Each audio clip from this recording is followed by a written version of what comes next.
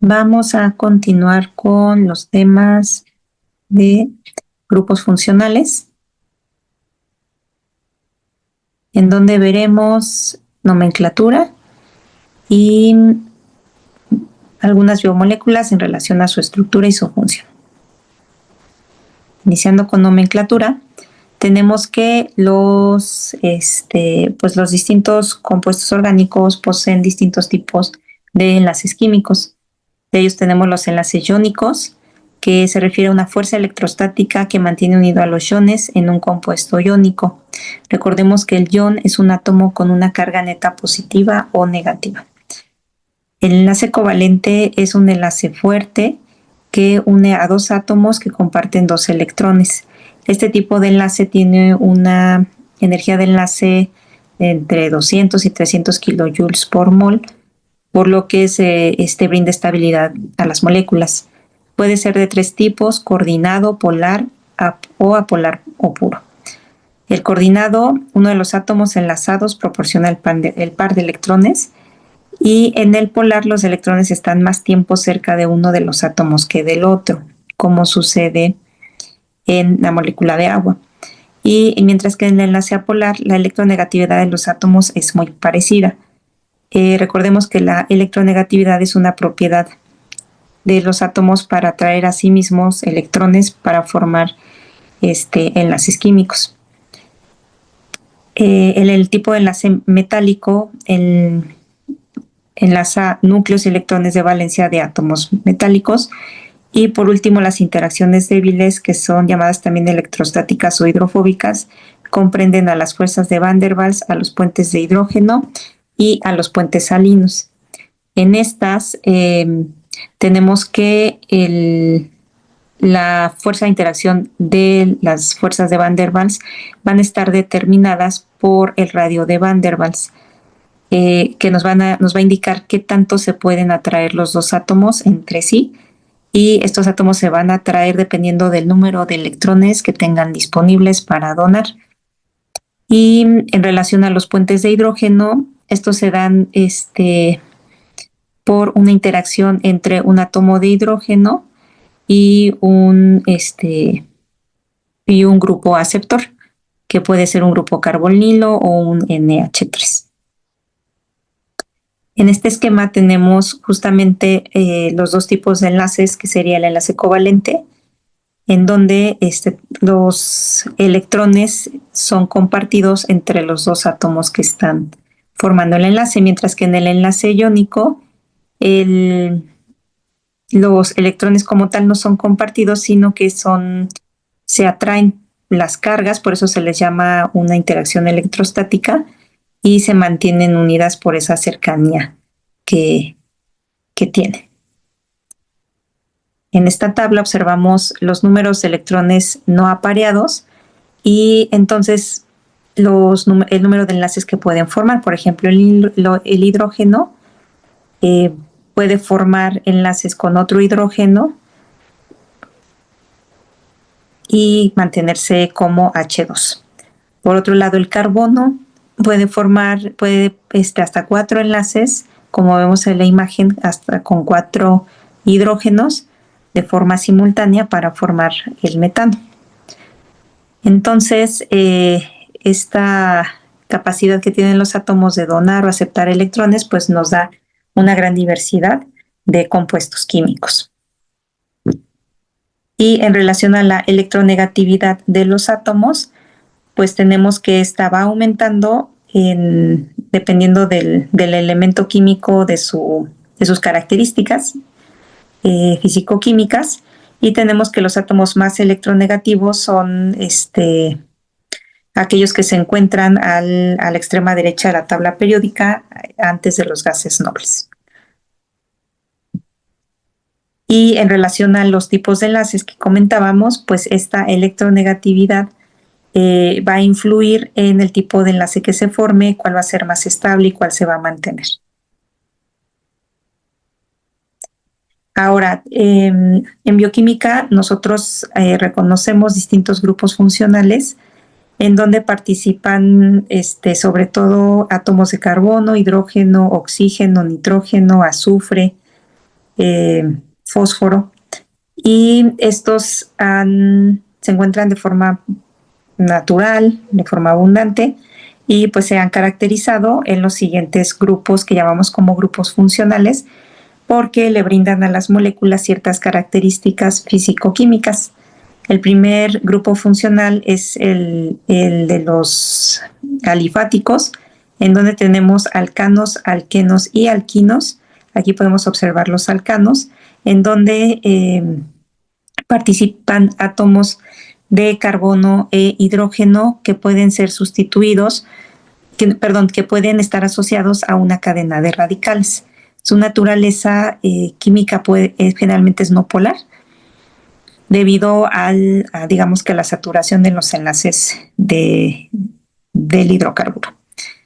Por otro lado, tenemos también compuestos aromáticos como el fenol o el fenilo, en este caso, que puede estar sustituido por un sustituyente hidroxilo y formar el fenol. Esta es una estructura cíclica que es común en solventes orgánicos. Otro grupo funcional muy importante es el de los alcoholes, o también conocido como grupo hidroxilo, ROH, esa sería su fórmula. Y a diferencia de los anteriores, pues su característica es que es una de naturaleza polar. Por otro lado tenemos al grupo carbonilo, que puede ser de tipo aldehído o cetona, como vemos en la fórmula. Es COH o COO. Son ambos de naturaleza polar y son comunes de compuestos orgánicos como los hidratos de carbono. Por otro lado tenemos al grupo carboxilo, también se le conoce como el grupo ácido debido a su naturaleza química, y su fórmula es, la fórmula del grupo funcional es COH asociado a su cadena radical. Y también tenemos al grupo éster, COO, el cual puede estar sustituido por más bien asociado a dos cadenas radicales, y tiene naturaleza no polar. También en bioquímica tenemos o se presentan muchos compuestos con nitrógeno. Aquí tenemos distintos grupos funcionales: el grupo amino, imino y amido. Podemos observar en la tabla sus fórmulas químicas: NH2R. Para los grupos aminos, que pueden ser ya sea de estructura primaria o secundaria, dependiendo del número de radicales a los que esté asociados. Por otro lado, el grupo amido muestra una característica del grupo carbonilo asociado a un grupo amino, y es de naturaleza polar. Y bueno, también tenemos compuestos con presencia de azufre. Aquí tenemos el grupo tiol o sulfidrilo, en donde participan el azufre asociado a un hidrógeno y a una cadena de radical, y tiene una naturaleza polar.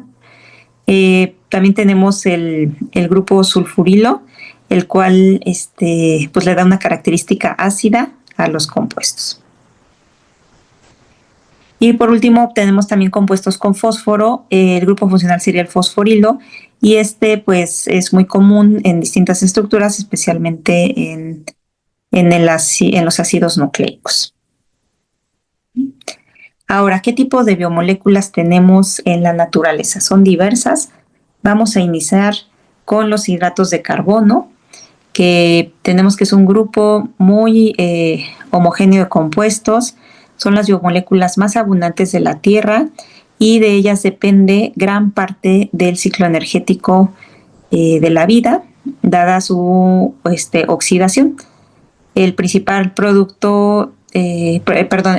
proceso de generación de energía se debe al metabolismo de los hidratos de carbono, pero no obstante tienen otras funciones, como formar parte de estructuras como las paredes celulares, entre otras que iremos comentando. Los hidratos de carbono poseen esta fórmula general: CnH2ON.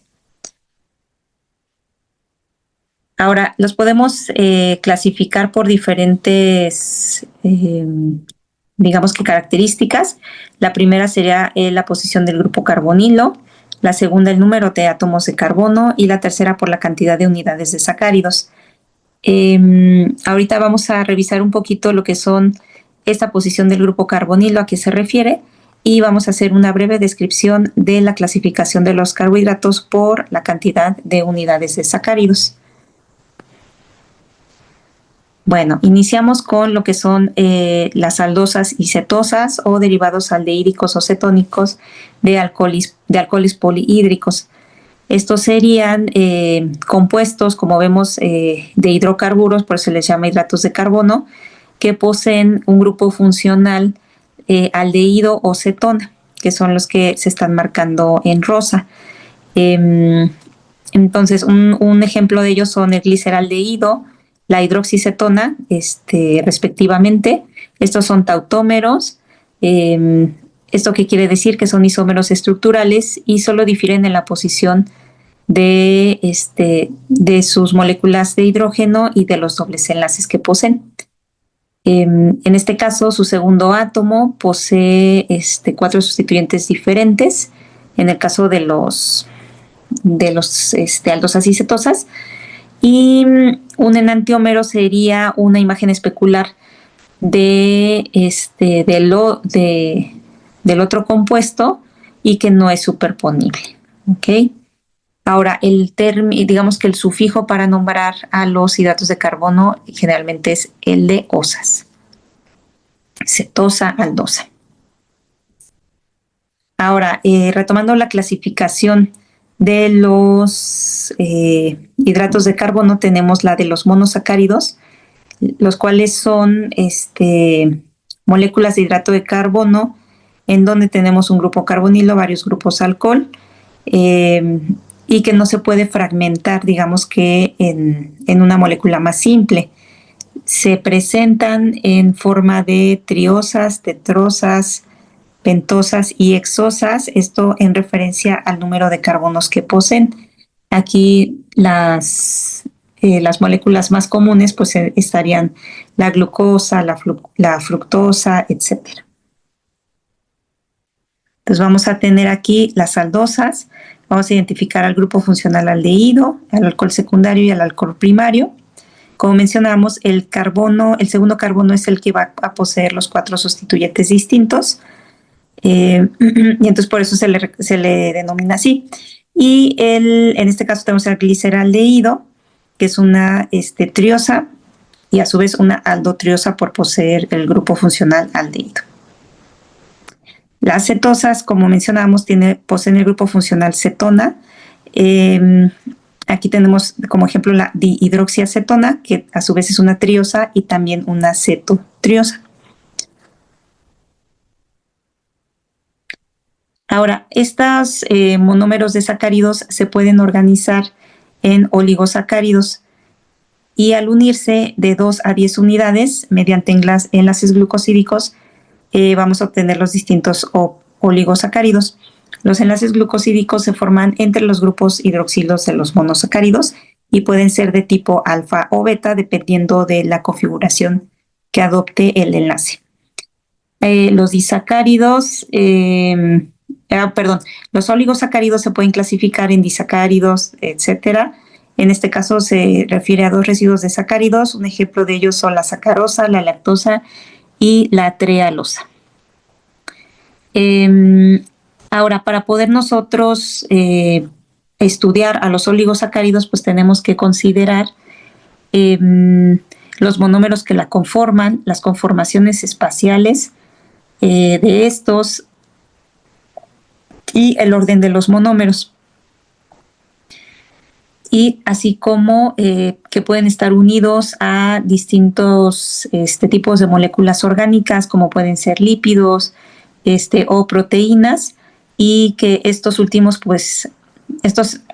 tienen una función importante en las células. Ahora, la formación y ruptura de estos enlaces, es decir, su síntesis y degradación, es llevada a cabo por enzimas específicas, por lo que en la célula, al aceptar este tipo de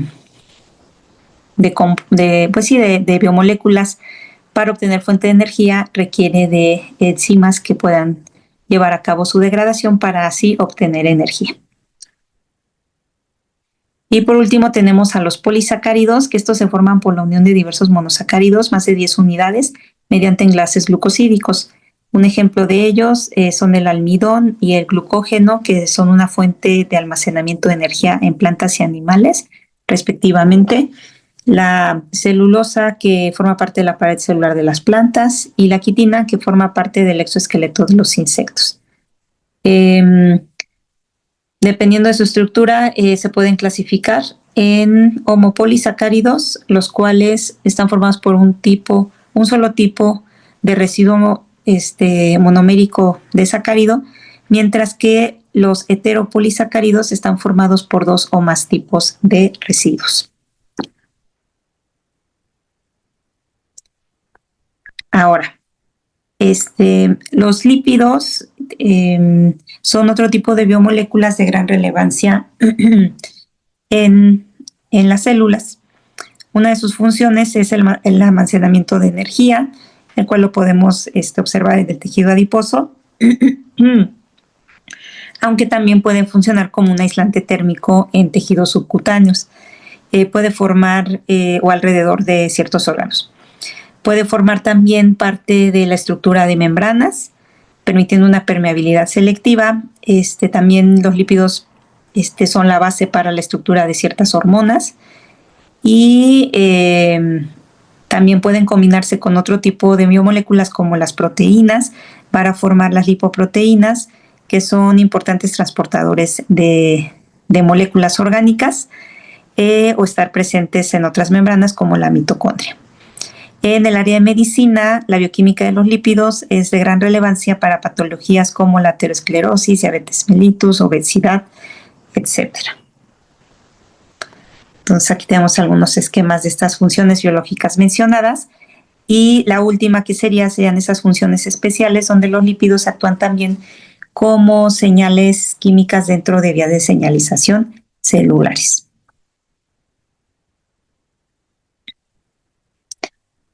En relación a su estructura, tienen una estructura de tipo cabeza-cola, siendo la cabeza de naturaleza hidrofílica y una cola de naturaleza hidrofóbica. Se pueden asociar entre ellos formando enlaces no covalentes. El tipo de interacción sería de Van der Waals, y las cuales se dan entre sus colas de hidrocarburos, y la cabeza hidrofílica puede interactuar en un medio acuoso con las moléculas de agua. De esta forma pueden agruparse en forma de micelas, bicapas y vesículas. Ahora, tenemos distintos tipos de lípidos, como lo mencionamos. Uno de ellos son los ácidos grasos, que están conformados por un grupo carboxilato hidrofílico que está asociado a una cadena de hidrocarburos, como vemos aquí en la imagen. Pueden ser de dos naturalezas, saturados o insaturados, dependiendo del grado de hidrogenación de la cadena de hidrocarburos. Y forman micelas en medios acuosos, y para nombrarlos el sufijo que se utiliza es oico, como ácido linoleico, ¿no? Etcétera.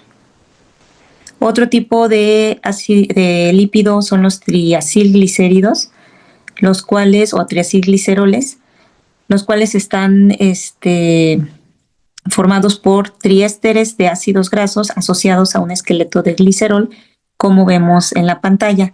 Estos ácidos grasos, que se les conoce como los sustituyentes y se les denomina R1, R2 y R3 respectivamente. Estos pueden ser de diversas naturalezas, es decir, no tienen que ser el mismo, y entonces la longitud de sus cadenas pues va a variar. Y esta longitud de las cadenas es la que determina el estado físico del triacilglicerol, es decir, para ácidos grasos que se encuentran también saturados, podemos encontrarlos en una configuración de sólidos, mientras que los insaturados se encuentran en una configuración líquida. No son tan solubles en agua debido al grupo glicerol, a diferencia del ácido graso, por lo que tienden a almacenarse en el interior de las células como gotas lipídicas o lóculos de grasa, como sucede en los adipocitos.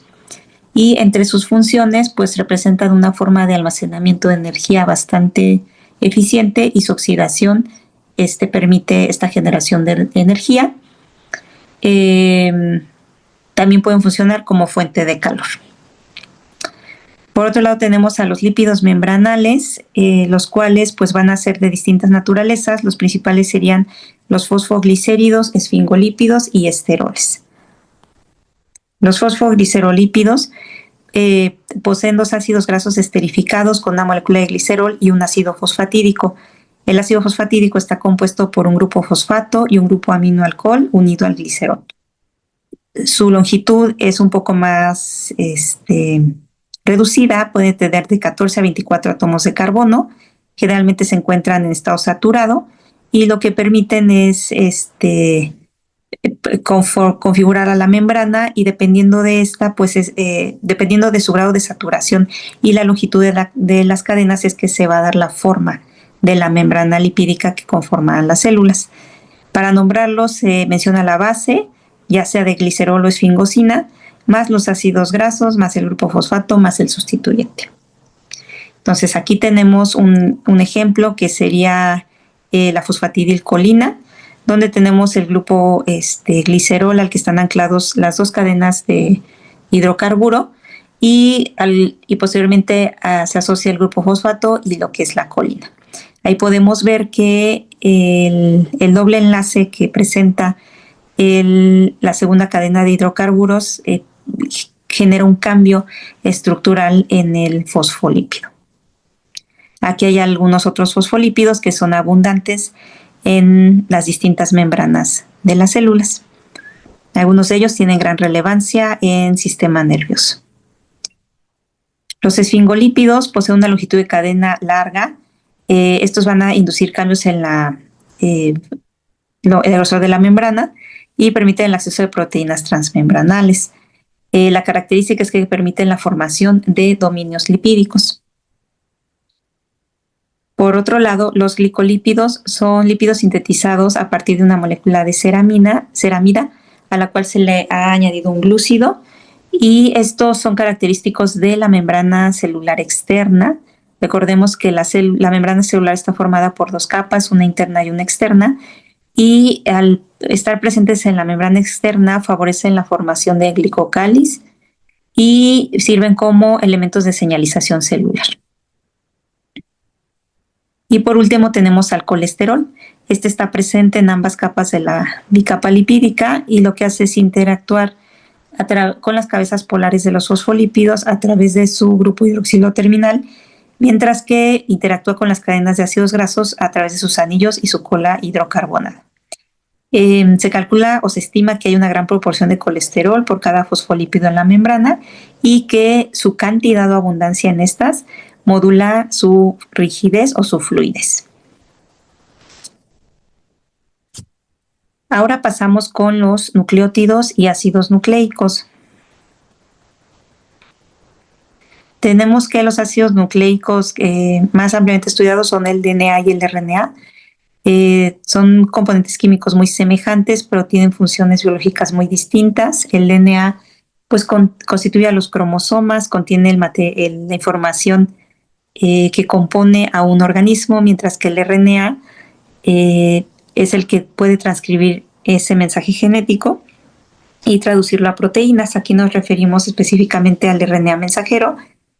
Más adelante veremos que hay otros tipos, pero la función de los RNAs principalmente es de comunicación. Y la estructura de las proteínas está determinada por la secuencia de nucleótidos. Un nucleótido está conformado por 3 subunidades, un grupo fosfato, un azúcar de 5 carbonos, que puede ser ribosa o desoxirribosa, y una base nitrogenada. Podemos ver que el tipo de azúcar de los ácidos nucleicos es ya sea de ribosa para el RNA y la desoxirribosa para el DNA. La única diferencia entre ambos es la posición, el grupo hidroxilo en el carbono 2 de la pentosa. Las bases nitrogenadas son de 4 tipos: adenina y guanina, o citosina y timina, y uracilo en el caso del RNA. La adenina y guanina están formadas por dos anillos y se les conoce como purinas, mientras que la citosina, timina y uracilo están formadas por un solo anillo y se les conoce como pirimidines. En el esquema B podemos ver su estructura, que es cíclica y que pues permite la interacción con un carbono de la pentosa. Como mencionamos, el DNA y el RNA van a tener una especificidad por las pirimidinas. En el caso del DNA contiene únicamente timina, mientras que el RNA contiene únicamente uracilo. Podemos ver sus estructuras a la derecha. Y una vez que tenemos estos nucleótidos disponibles en la célula, estos pueden, más bien, son unidos covalentemente mediante puentes de grupo fosfato, en donde participa el grupo hidroxilo 5' de un nucleótido y se une al grupo 3' del siguiente nucleótido mediante un enlace de tipo fosfodiéster, que es el que se muestra resaltado en la imagen. El sentido de la cadena de DNA y RNA se da en sentido 5', 3' por la disponibilidad del grupo fosfato y del grupo hidroxilo respectivamente. Las cadenas de nucleótidos van a interactuar entre sí formando puentes de hidrógeno entre los grupos amino y carbonilo. Para el caso de las uniones de la adenina y timina, se forman dos puentes de hidrógeno, mientras que en el caso de la guanina y citosina se forman tres puentes de hidrógeno. La estructura del ADN ahora ya está muy bien caracterizada, es de tipo de doble hélice, la cual está conformada por dos cadenas antiparalelas que van en sentido 5' y 3', 5'. Estas cadenas no son idénticas, sino más bien son complementarias en sus bases. Entonces, por cada citosina en una cadena, vamos a tener una guanina en la cadena complementaria. Y como mencionamos, la doble hélice se va a mantener unida por puentes de hidrógeno. Una característica importante, recordemos, en este tipo de enlace, es que es un enlace débil. Por lo tanto, el DNA va a tener la capacidad de hibridarse y deshibridarse dentro de la célula. Ahora, para tener un esquema un poco más amplio de esta cuestión química, tenemos que el ADN o DNA, por sus siglas en inglés, va a conformar lo que conocemos como los genes. Un gen es un segmento de ADN que contiene la información necesaria para la síntesis de una proteína o un RNA. Y lo que hacen el DNA es almacenar y transmitir la información biológica a través del proceso de transcripción, donde se genera una molécula de RNA que contiene toda la información para que sea leída por la maquinaria de la traducción, en donde participan los ribosomas, y generar lo que es una cadena de aminoácidos o proteína. Por otro lado, tenemos que el RNA, como lo mencionamos, pues va a participar en la transmisión de la información, pero también cumplen otras funciones. Por ejemplo, tenemos el RNA ribosomal, que es el componente de los ribosomas, que son necesarios para la síntesis de proteínas, que sería el proceso mencionado de traducción.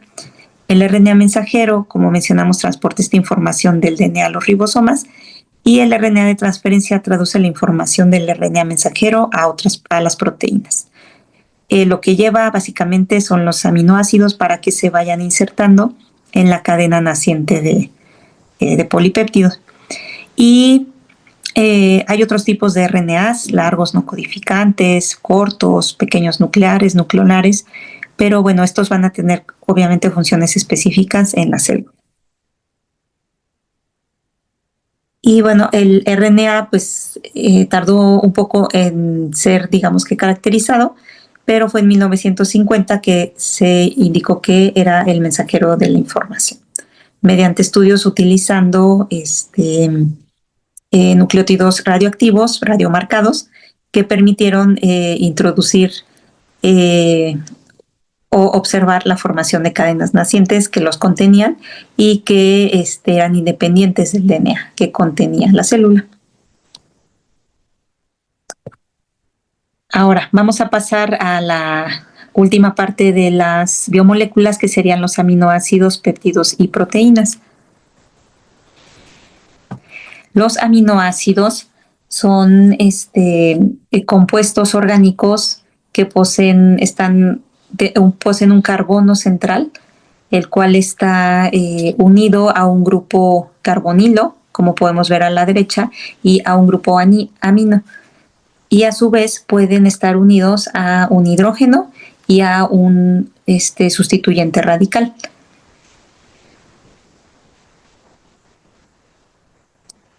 Son esenciales para la formación de las proteínas y podemos tener aminoácidos de dos tipos, de tipo L y de tipo D. Esto se les conoce como enantiómeros. Y en el caso de los sistemas biológicos, las proteínas se constituyen exclusivamente con aminoácidos tipo L. Los aminoácidos tipo D se encuentran en la pared celular bacteriana y en ciertos antibióticos. Esto se da por la disposición espacial de los 4 sustituyentes del carbono alfa, que es el que mencionábamos y que se encuentra en el centro.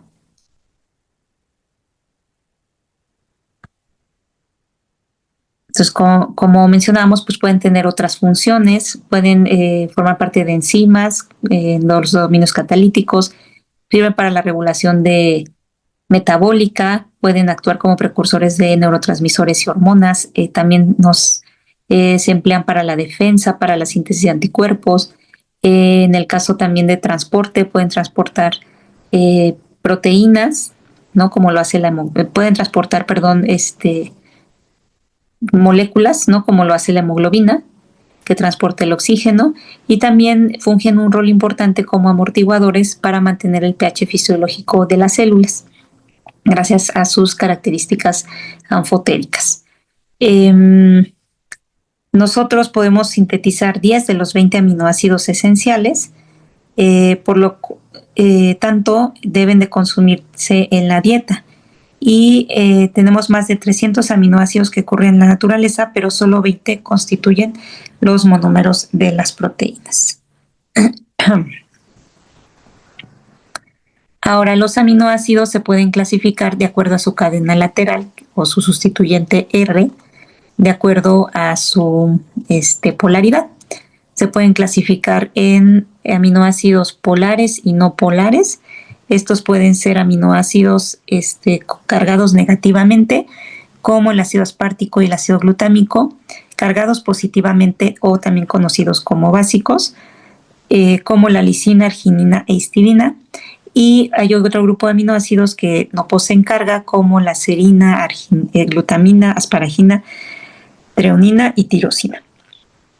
Por otro lado, los aminoácidos no polares pues serían el resto. En la siguiente tabla podemos ver la estructura de los distintos aminoácidos, indicando su naturaleza química.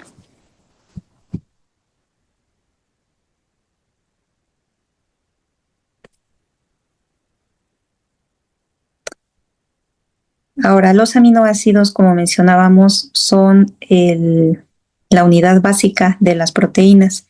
Esto se lleva a cabo por la formación del enlace peptídico, que es la unión del radical carboxilo de un aminoácido con el grupo amino de otro aminoácido, lo que nos da una liberación de una molécula de agua. La unión de varios aminoácidos nos permite formar un péptido, y la unión de diversos aminoácidos nos permite formar lo que conocemos como proteínas.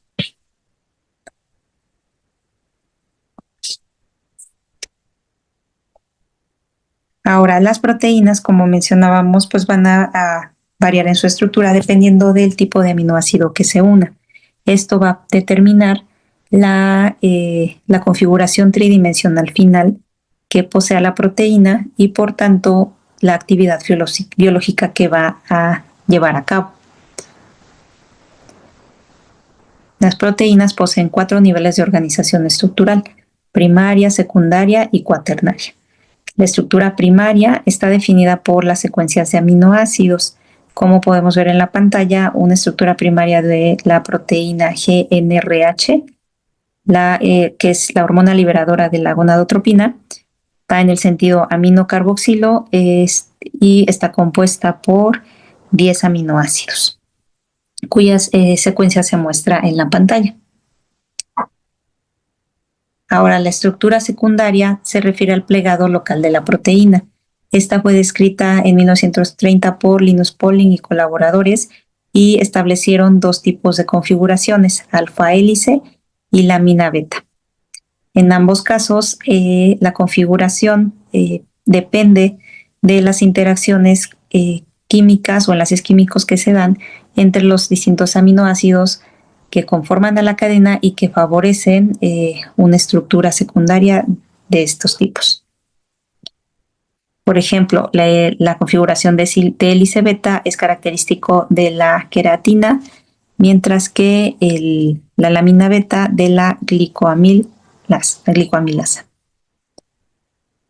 La estructura terciaria se refiere al plegado global de la proteína y nos da la configuración 3D de la misma, y esta puede adoptar dos configuraciones, globular o fibrosa. Por ejemplo, la insulina y la albúmina poseen una configuración globular, mientras que el colágeno tendría una configuración de tipo fibrosa. Y por último, la estructura cuaternaria se refiere a la asociación de cadenas peptídicas dispuestas de modo regular. Estas pueden ser de 2 tipos, homotípicas o heterotípicas. Las homotípicas se refiere a cadenas idénticas, mientras que la heterotípica a cadenas distintas. Y aquí tenemos, por ejemplo, la estructura cuaternaria de la hemoglobina, la cual está formada por 4 subunidades. O la aquaporina también está formada por 4 subunidades que, como vemos en la estructura, generan un poro en el centro, que es por donde pueden ser transportadas las moléculas de agua. Y finalizamos con las funciones de las proteínas. Estos son, como vimos, son elementos determinantes de la forma y estructura de la célula y son sumamente complejas debido a la multiplicidad de funciones que tienen. Entonces, las proteínas pueden estar asociadas, ¿no?, a procesos de movilidad, como lo sucede con la actina y la miosina en el músculo, a procesos de señalización hormonal, como sucede con la insulina, que es una hormona mensajera de distintos tejidos blanco, también de protección, en el caso de los anticuerpos, al formar estos agentes que reconocen bacterias, etcétera. De transporte, como la hemoglobina, que va a transportar el oxígeno. Las proteínas son enzimas, también pueden ser enzimas que tienen una función específica para transformar un sustrato en un producto. También pueden funcionar como almacenamiento en el caso de la ferritina, o también pueden ser parte estructural, como mencionábamos, y también pueden funcionar como receptores, como sucede con la rodopsina y otras cientos o miles de proteínas más. Entonces, todas estas biomoléculas que revisamos, pues cumplen una función específica en los organismos y es por ello que es muy importante su estudio en el área de la bioquímica.